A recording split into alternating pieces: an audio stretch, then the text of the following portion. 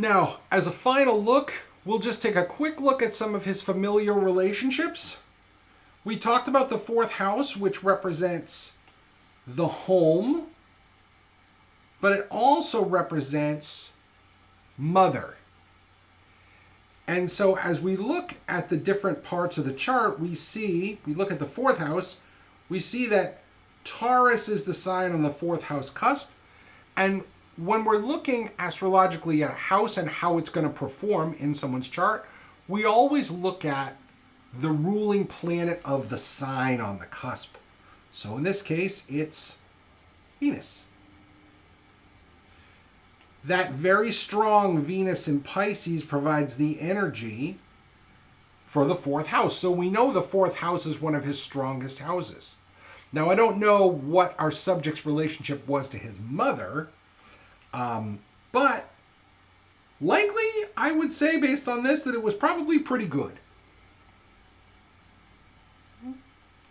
That strong Venus really supports that house.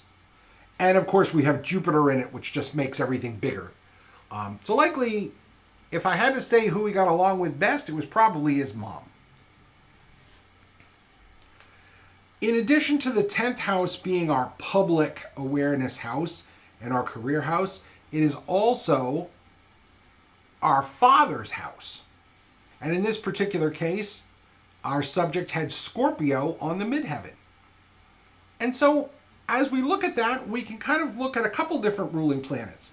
Scorpio's modern ruler is Pluto. And so Pluto supporting that midheaven is not too bad. It's Pluto in Leo. Okay.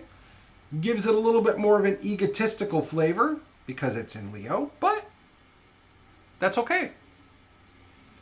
We don't have any planets in the 12th house. So I would overall say his relationship with dad was probably, at least at first, not bad. But also, in the ancient world, Scorpio was ruled by Mars.